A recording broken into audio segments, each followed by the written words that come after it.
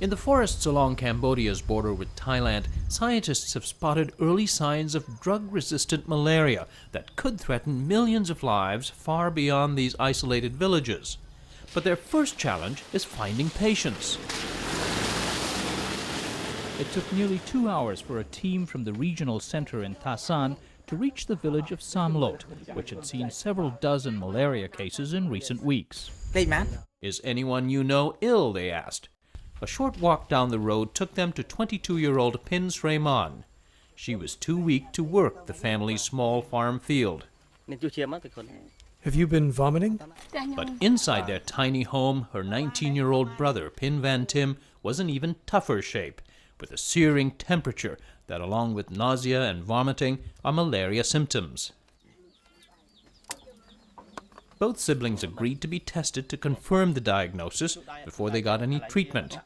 Until now, Pin Van Tim had refused all help. Even if you give him pills like paracetamol, if you're not paying attention, he'll throw them out. He even refused to get free treatment available at the health center because he's afraid of both pills and needles. His sister didn't go because it costs too much to get there. And she didn't want to leave the house unguarded. There are lots of reasons people don't take advantage of the offer of free care. I don't want to go. There's no one to take care of the house. I'm afraid to leave it unattended for so long. So like most people who get ill around here, she got some pills from an aunt who bought them from a nearby store.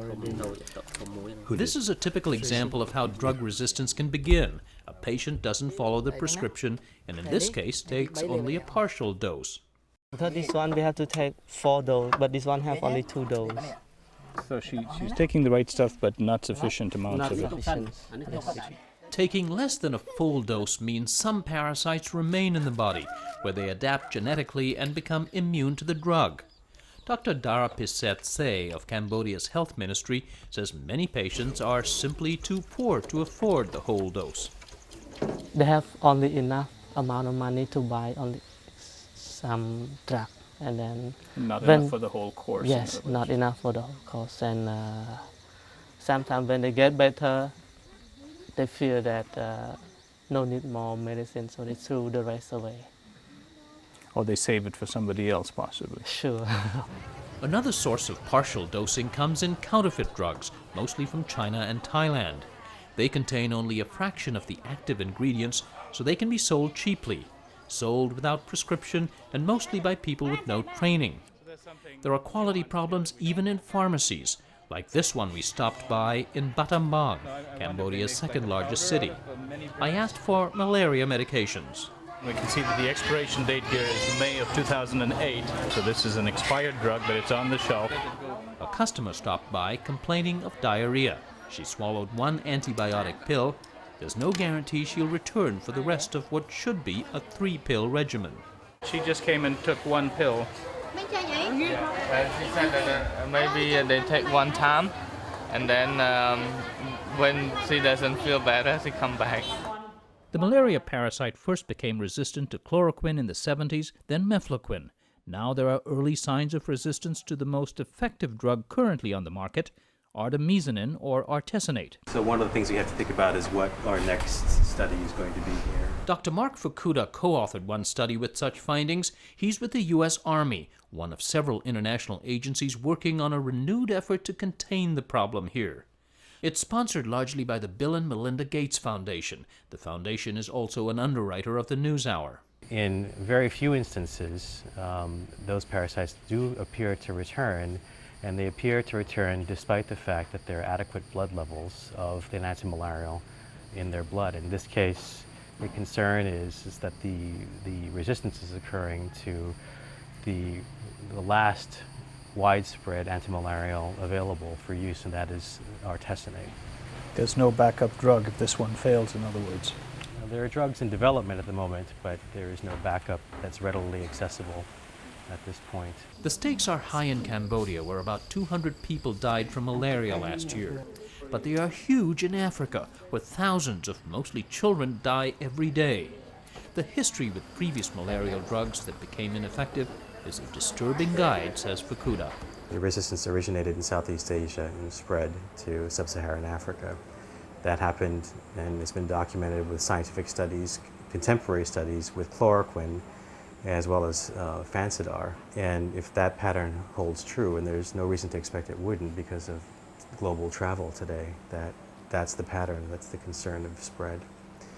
And so hence there's this effort on trying to contain parasites. The effort includes distributing bed nets to keep out mosquitoes which spread malaria to humans and stepping up screening.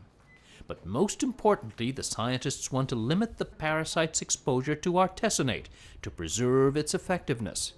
So Cambodia's government has banned its use as a solo drug. It's allowed only in extreme cases in health centers. All others have to use a blend of artesunate and older drugs that are no longer as effective by themselves, but work in combinations. The thing about this is it could be, if it's legitimate, it's a good treatment, but it's not a government, it's not part of the national regimen, so it's an example of how private sector outlets are unregulated. It could be good, it could be bad. So you just don't know whether this is the real article or something. However, given the remote border region, the lack of much law enforcement, there's no guarantee artesunate won't come in from illegal sources. Michael O'Leary heads the World Health Organization's Cambodia office. What some illicit manufacturers will do then is put a small amount of the active drug in their product so that it can in fact pass simple tests and so on, and also have some effect, and sell those at substantial profit. So there's a lot of stimulus to do that. There has been an effort with international policing agencies, with health agencies and so on, to clamp down on this flow of drugs across the border. And that's one way that has been at least moderately effective. Later this year, in a European-sponsored program, international agencies here hope to take a different tack against the illicit medicines, a price war to run the counterfeiters out of business. We have a new mechanism which would put heavily subsidized malaria drugs on the market and allow them to be sold at very low prices, a fraction of what they're currently being sold for, and therefore flood, as you say, the market with high-quality drugs at low prices that can actually undercut the illegal drug trade. The plan also calls for training local village volunteers to diagnose malaria cases, utilizing rapid test kits that are now available. So it takes a little Drop of blood. Drop of blood. And then you put there's a solution you put here to the blood. It then migrates here. You can imagine, simple like a pregnancy test kit. Such kits in local hands would ensure that patients like Pin Sriman and Pin Van Tim are reached far sooner. Make sure to take all the pills we have given you. As the team suspected, there was a lot of the deadly malaria parasite in Pin Van Tim's blood.